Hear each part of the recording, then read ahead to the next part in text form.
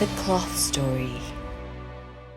To produce Sarawak songket, a weaver has to understand menyolek. When I think of menyolek, I'm thinking makeup. But I'm pretty sure there are different meanings behind this word.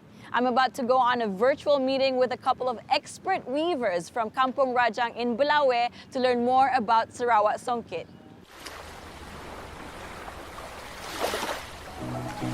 Kampung Kuala Rajang, a familiar name in Sarawak due to its unique settlement area.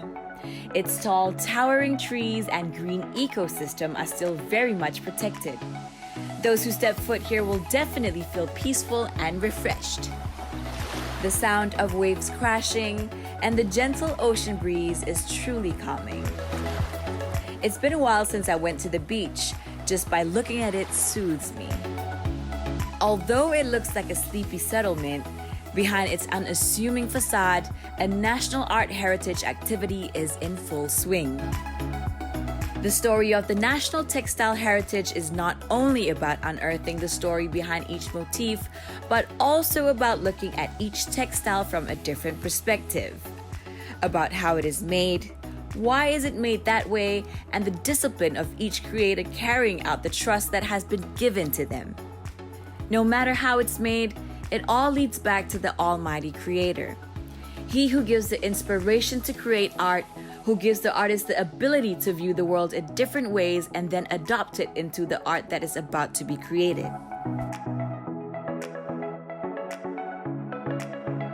The Cloth Stories production crew trawled through Kampung Belawai to see for ourselves the weaving community of Songket Rajang. It is tucked away in the sub-district of Belawai within the Dawar district of the Mukah division. Having been in operation for almost 3 decades since 1991, the name Songket Sarawak Kampung Rajang, which is the traditional weaving art industry of the Melanau tribe at the village's weaving center, is already well known among local fans of heritage art. Starting with operating from just 2 classrooms until the year 1994, Songket weavers finally have a conducive space to carry on this legacy and have the capacity to produce and accept incoming orders that has never ceased since it moved base to Pusat Tenunan Songket.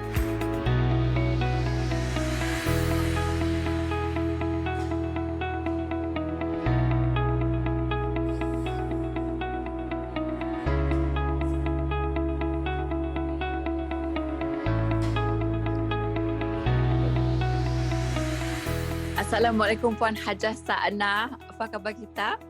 Waalaikumsalam. Baik, kami Datuk. Terima kasih banyak meluangkan masa walaupun dapat kami kesian Datuk kita pula secara virtual je. Kami mau nanya tentang kita pun penubuhan pusat tenunan songket tu nya ditubuhkan 1991. Betul. Nah, okey kita boleh ceritakan sedikit macam ni kita tubuhkan pusat tu. Pada mula-mulanya ada pihak SEDC yang dari Kuching membuat research ke Kampung Tok sebab Kampung Tok mari ada memang dalam tahun 60-an ada pernah membuat pengeluaran kain songket yang jadi gaya habis macam pupus lah, bukan pupus, berhenti seketika sebab masa saya susah mendapat bahan mentah. Jadi dalam tahun 89 pihak SDC datang ke Kampung Tok research pergi ke rumah orang-orang yang pernah membuat kain songket dulu termasuk mak kami. Jadi ia dari siala kami dari nenek, mak dan kakak. Jadi sedapnya semua sudah lah. So 1991 ya lekat SCDC mula research semua adanya tubuhkanlah tu. 24 bulan 4 tahun 1991 sejak kami bermulalah. Semenjak masa saya sampai kini tok nak macam ni penggiatan songket di area ya. Dah berapa orang dah penggiat songket? Sebenarnya pada mula-mula ditubuhkan memang agak ramailah 19 orang dalam kumpulan kecil. Jadi 3 tahun kami dalam 1994. Jadi banyak yang masa saya banyak yang berumur. Ada mengundur diri, yang ada tambah. Jadi sekarang tu yang tinggal yang sepenuh masa di bengkel ada 8 orang dan selebihnya bekerja di rumah. Okey, dah lebih kurang berapa orang ya semuanya? Semua dalam 12 orang.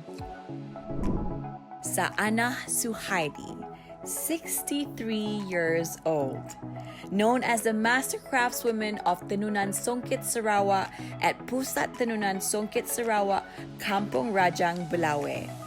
She is the person responsible for bringing the Songket Rajang heritage back to life here. So, apakah misi Pusat Tenunan Songket tu sebenarnya, Puan Najah? Misi kami di Pusat Tenunan Songket tu melahirkan generasi baru untuk menambahkan sebagai pengusaha-pengusaha tenunan songket yang akan datang.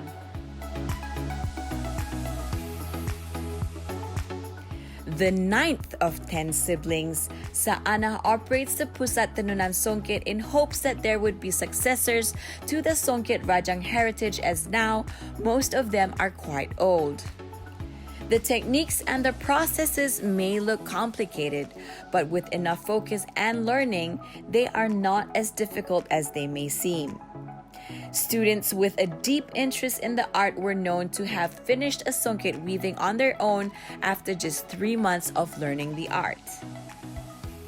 Saanah admits that so far, the younger generation is not interested in continuing this songket weaving legacy. It is tough as most youngsters here have their own ambitions. The thought of what will happen someday when they are all gone has crossed her mind. Who is going to continue this legacy? The Cloth Story. Kampung Kuala Rajang, Belawai is very famous with Sarawak songket. It's produced best quality and very finest. The intricate motif, where it is different from other songket in Malaysia, where it can be used both sides.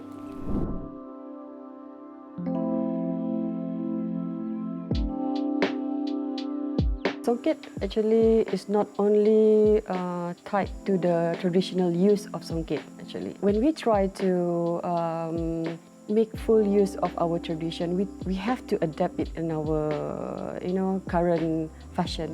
So instead of wearing it as tanja, samping, and all that, we can actually create it into something like this, like head wrap, face mask, and all that. If we can't take the original piece of the songket, what we can do is we adapt the illustration, the design itself, and we can, create it with modern technology, by doing it by machine or just print it. We still have the element there.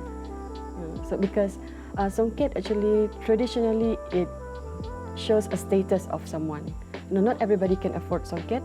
And then the fabric care is a bit difficult actually.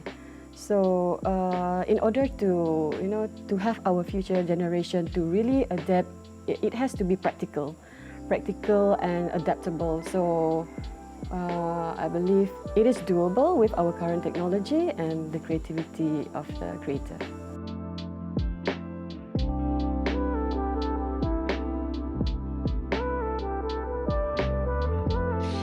Macam mana kita pusat tu melahirkan interest dengan muda. Ada generasi muda tu ada minat kah?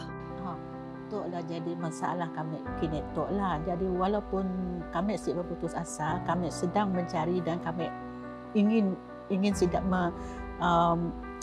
mengajak channel ke situ untuk sebagai pelapis bila kami sudah macam dah tak larat lagi nak buat nak. Jadi kami perlulah mencari pelapis-pelapis baru sekiranya ada yang berminat. So Kinet tu kita masih lagi lah mencoba untuk mencari pelapis. Kami nak kelakar sedikit tentang keunikan songket Rajang tu. Boleh kita ceritakan sikit tentang songket Rajang dekat nya nang sebab namanya Kampung Rajangnya ke macam ni? Macam kain songket tu memang kami sebenarnya memang Rajang untuk mula kain songket, jadi kami berikan namanya dalam songket Rajang sebab dia dah terkenal dengan songket Rajang, ya ajalah. gold thread is the main thread used in the weaving process. Usually, for a full songket design, the gold thread will be fed through the tora to create flower motif embroidery or the full songket design. The weaver will perform this process after all the early processes like menggulung and menyolek, as well as a few other processes are completed. Among the types of kain songket are kain belata or jong sarat that is laden with gold thread, but there is also the plain kain songket that uses silk thread in place of gold thread, which is more affordable compared to the ones using gold thread. So kami mau tahu tentang teknik menyolek tu. So pun sekiranya kita tu si erti menyolek, si erti siapa mula songket kah? Si juga menyolek tu memang salah satu wajib untuk penenun songket. Sekiranya macam mau belajar, mesti belajar menyolek. Jadi mungkin untuk belajar menyongket tu sebenarnya kalau untuk seseorang yang minat memang si lama, termasuk menyolek. Memang si susah kalau ada yang minat. Yes, so the menyolek technique comes if you are a weaver, you will have to know how to menyolek. Nak macam ya kah? Kami ingin nanya kita tentang sife tu. Siapakah pencipta sife sebenarnya? Pada mula-mula macam teknik sembunyi benang tu nak ada sefe. Jadi mula-mula yang mencipta sefe tu sebab orang dulu-dulu termasuk nenek dan mak saya tak pernah pakai sefe ni. Jadi Kak Dayang Hak Ajar, Dayang Nur Salam, saya dengan Hajah Fatimah Hadi. Kami 3 orang yang mula-mula mencipta tu dari kecil 3 sampai 03 sampai ke atas sampai ke 30 lebih. Jadi kita tahu kami tengah kelakar dengan pencipta dan legend lah sebenarnya.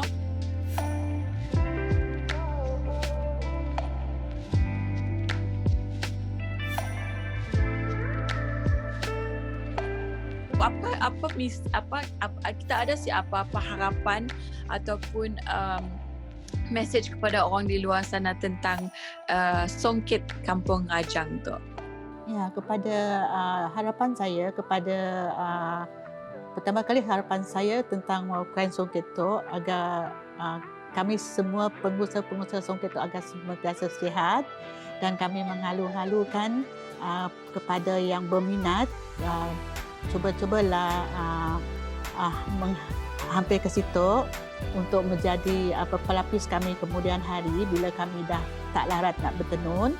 Dan kepada orang-orang di luar sana, kalau banyak orang yang tak tahu Rajang Tok ada pusat tunan songket. Pada yang tak tahu, yang belum tahulah, supaya setidaknya selepas menanggap program Tok setidaknya akan datang ramai-ramai datang ke situ. Dan sikit lagi ucapan tahniah kami dengan sidak gedung songket dan pemata songket gedung dengan sidaknya, sebab sidaknya banyak orang muda-muda. Jadi tahniahlah agar sidaknya akan terus berjaya. Kami berharap pun kami akan mencari orang muda-muda juga sebagai pelapis. Dan juga kami berharap tenunan songket Rajang Tok akan lebih dikenali di mata dunia dan setaraf dengan kain songket yang berada di pasaran sekarang. Amin. So she is saying that there is nothing more that she would like than to have this craft to be continued. And if you have not heard of songket Kampung Rajang or songket Sarawak from Kampung Rajang, you are more than welcome to visit them. They would receive you with open arms, and also anyone out there who is interested in songket, who is watching this program, or maybe you have not even heard of songket, you are welcome to meet her also in Kampung Rajang. Boleh siapa-siapa datang jak melawat Kampung Rajang. And she hopes to put songket Sarawak from Kampung Rajang on the world map as well. Terima kasih banyak-banyak. Semoga kita sehat selalu, Makcik. Semoga kita dapat menyambung mencari pelapis lah untuk songket Sarawak yang sangat special tu lah kepada kami. Terima kasih banyak kerana meluangkan masa dengan kami. Sama-sama kita arah.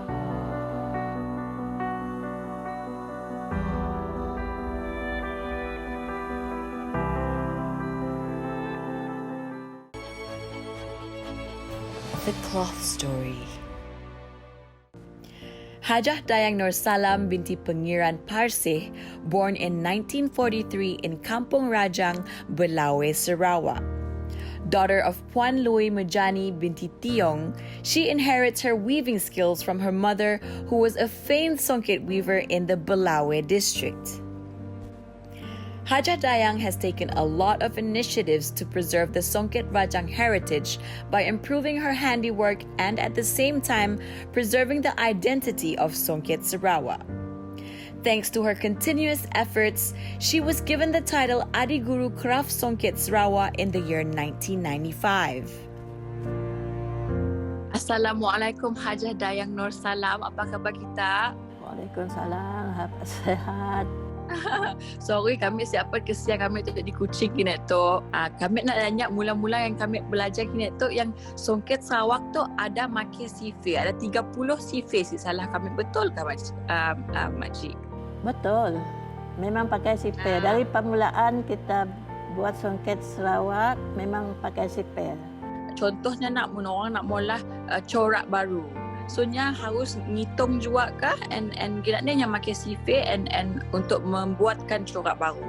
Corak baru memanglah pakai sipir sebab kita orang dah faham dari awal kan sampai akhir mereka tu dah faham semua, jadi kena lah fikir sendiri. Oh okey. So memang orang dah tahu sifir ya nak buat corak, memangnya automatik akan ke sifir terus keluarkan corak baru macam mana? Ya macam tu. Interestingnya lain daripada apa yang kami dah belajar kini tu. Kak Ya, ada sikit benda yang kami ada dengar, teknik napok benang yang membuatkannya halus, nak kerjanya halus. Apa yang sebenarnya? Oh, yang membuat sembunyi benang. Ada di antara satu bunga ke satu bunga, katakanlah ada 20 mata kosong. Yang kosong tidak diisi dengan bunga. Di situ kita mengirakan berapa kita nak simpankan benang yang timbul tu. Yang timbul itu yang ada tekniknya. Kita berapa nak ambil naik ke atas, bapa tekan ke bawah, bapa naik ke atas macam tu. Ini yang menyembunyikan emas yang timbul. Apa-apa corak yang hanya khas oleh penenun khas yang boleh dibuat di Sarawak sahaja atau yang di create di Sarawak. Oh, di segi memang ada perbezaan. Di segi pecahan bunga itu yang menunjukkan perbezaan Songket Semenanjung dengan Songket Sarawak. Okey. Faham. So nampaklah hitungnya di sia, sifirnya di sia macam ya. Memang nampak perbezaan. Puan Hajah, kami di Kuching tu ada bertemu dengan orang penenun Songket Sarawak. Endaknya ada adanya ada jumpa corak yang pernah dipakai oleh the Rani Margaret Brooke dulu. Mungkin kita tahu. Kita pernah nampak si corak tu. Corak tu kah pernah daun. Apa? Oh, daun. Apa namanya? Yang ada namanya kah? Ada. Macam daun apa orang panggilnya? Bunga raya pun ada, daun bunga raya pun ada, daun bunga anggur pun ada. Oh, okey. So ada bunga raya atau bunga anggur kata kita tengok.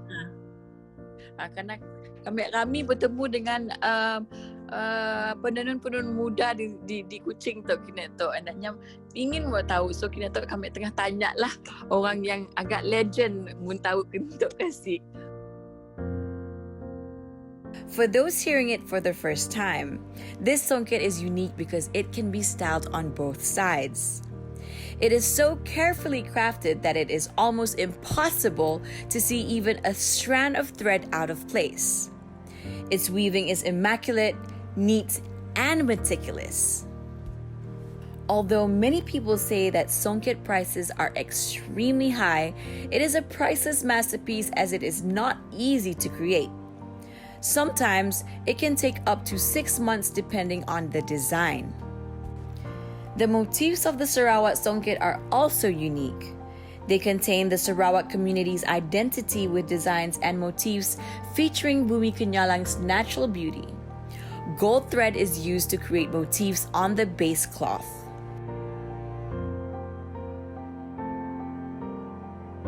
So sebagai seorang yang agak berkemahiran dan lama dah mula songket tu, apa harapan kita untuk songket Sarawak?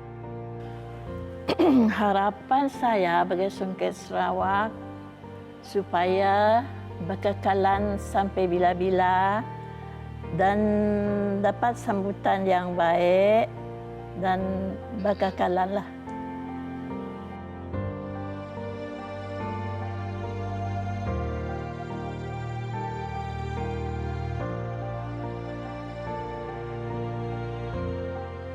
Take a piece of textile, for example.